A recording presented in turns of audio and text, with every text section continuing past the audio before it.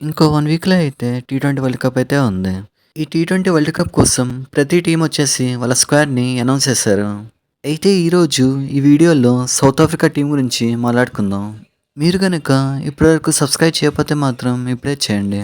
So వీడియోలోకొచ్చేస్తే South Africa team. South Africa team ఎలా ఉందంటే, సౌత్ ఆఫ్రికా టీంలో మొత్తంగా 4 బ్యాట్స్‌మెన్ ఉన్నారు. అలాగే వికెట్ కీపర్స్ వచ్చేసి ముగ్గురున్నారు. ఆల్ రౌండర్స్ వచ్చేసి ముగ్గురున్నారు. బౌలర్స్ విషయం వరకొచ్చేస్తే బౌలర్స్ అయితే ఐదుగురున్నారు. అయితే ఇంతకీ ఆ బ్యాట్స్‌మెన్ ఎవరు? ఆ ఆల్ రౌండర్ ఎవరు? ఆ బౌలర్స్ ఎవరు? తెలుసుకుందాం. బ్యాట్స్‌మెన్ వచ్చేసి 4 మెంబర్స్ ఉన్నారని చెప్పాను కదా! ఆ 4 మెంబర్స్ ఎవరంటే మార్క్రమ్, దివాల్ బ్రేవిస్, డేవిడ్ మిల్లర్, ఇంకా జేసన్ స్మిత్. మార్క్రమ్ గురించి పెద్దగా ఇంట్రొడక్షన్ అయితే అవసరం లేదు. ప్రతి టీంని కూడా చితకబాదుతాడు. అలాగే సౌత్ ఆఫ్రికా టీంకి కెప్టెన్ కూడా. క్రికెట్‌లో స్ట్రైక్‌ని రొటేట్ చేయాలంటే మార్క్రమ్ తర్వాతే అని చెప్పాలి. సో ఇక్కడైతే సౌత్ ఆఫ్రికా టీంకి మార్క్రమ్ లాంటి మంచి కెప్టెన్ ఉన్నాడు. ఇంకో బ్యాట్స్‌మెన్ అయిన దివాల్ బ్రేవిస్ విషయం వరకొచ్చేస్తే ఇతని గురించి ఎంత చెప్పినా కూడా తక్కువే అని చెప్పాలి. దివాల్ బ్రేవిస్ ఎప్పుడైతే చిన్న టీంలో అడుగుపెట్టాడో అప్పటినుంచి తన అదృష్టం ఎక్కడికో వెళ్ళిపోయింది.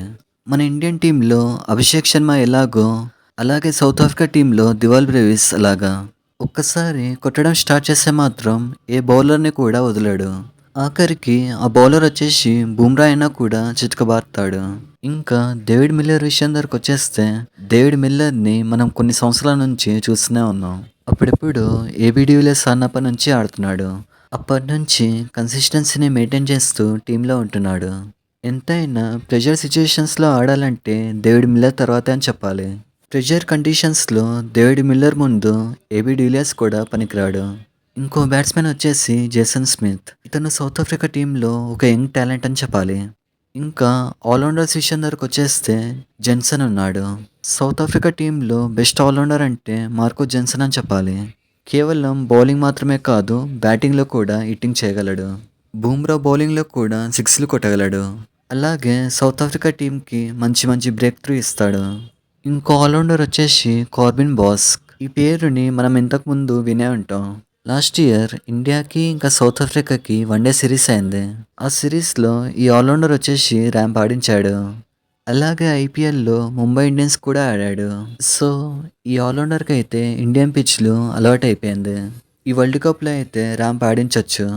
అలాగే లిండే అని ఇంకో ఆల్రౌండర్ ఉన్నాడు. అతను కూడా చాలా బాగా ఆడతాడు. ఇంకా వికెట్ కీపర్స్ దగ్గరకొచ్చేస్తే ముగ్గురున్నారు. ఈ ముగ్గురికి ముగ్గురే అని చెప్పాలి. వారెవరంటే ర్యాన్ రికల్టన్, డికాక్, ఇంకా స్టబ్స్. ఈ ముగ్గురు ఎక్సలెంట్ వికెట్ కీపర్స్ అని చెప్పాలి. అలాగే ఈ ముగ్గురిలో ప్రతి ఒక్కరు బెస్ట్ బ్యాట్స్‌మెన్ కూడా. డికాక్ గురించి స్పెషల్‌గా చెప్పుకోవాల్సిన అవసరం లేదు. ఇండియా అంటే చాలు ఒక రేంజ్‌లో ఆడతాడు. ఇంకా ర్యాన్ రికల్టన్ విషయం వరకొచ్చేస్తే ర్యాన్ రికల్టన్ ఈ మధ్యనే సౌత్ ఆఫ్రికా లీగ్‌లో చాలా బాగా ఆడాడు. అలాగే స్టబ్స్ కూడా ఈ మధ్యనే సౌత్ ఆఫ్రికా లీగ్‌లో ట్రోఫీని గెలిచాడు. సో ఇక్కడైతే వీళ్ళ వికెట్ కీపింగ్ వచ్చేసి చాలా స్ట్రాంగ్‌గా ఉందని చెప్పాలి. ఇంకా ఫైనల్‌గా బౌలర్స్ విషయం దగ్గరకొచ్చేస్తే బౌలర్స్‌లో కేవలం ఒక్క స్పిన్నర్ మాత్రమే ఉన్నాడు. ఆ ఒక్క స్పిన్నర్ వచ్చేసి కేశవ్ మహారాజ్. అసలుకి మన ఇండియన్ పిచెస్‌లో స్పిన్ అనేది చాలా బాగా తిరుగుతుంది. కానీ వీళ్ళు చూస్తే మాత్రం కేవలం ఒక్క స్పిన్నర్‌తో మాత్రమే వస్తున్నారు. సో చూద్దాం ఎలా ఆడతారో. అయితే వీళ్ళ దాంట్లో ఫాస్ట్ బౌలర్స్ మాత్రం నలుగురున్నారు.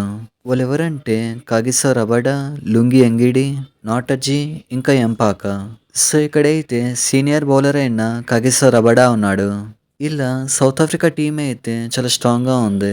ఒకవేళ క్లాసన్ వచ్చేసి రిటైర్మెంట్ ఇవ్వకపోయి ఉంటే ఇంకా స్ట్రాంగ్‌గా ఉండేది. వీళ్ళ టీంలో ముఖ్యంగా దివాల్ బ్రేవిస్, క్వింటన్ డికాక్, ఇంకా మార్కో జెన్సన్. వీళ్ళు ముగ్గురు వచ్చేసి చాలా స్ట్రాంగ్ ప్లేయర్స్ అని చెప్పాలి. నేనైతే ఈ టీం వచ్చేసి ఫైనల్స్ దాకా వస్తుంది అనుకుంటున్నాను. కేవలం ఫైనల్స్ దాకా రావడమే కాదు, కప్‌ని కొట్టే ఛాన్స్‌లు కూడా చాలా ఉన్నాయి. సో ఇది మ్యాటర్. మీకు ఇష్టమైన సౌత్ ఆఫ్రికా ప్లేయర్‌ని కామెంట్ చేయండి. ఇలాంటి మరిన్ని వీడియోస్ కోసం లైక్ చేయండి, షేర్ చేయండి, సబ్స్క్రైబ్ చేయండి. Thank you.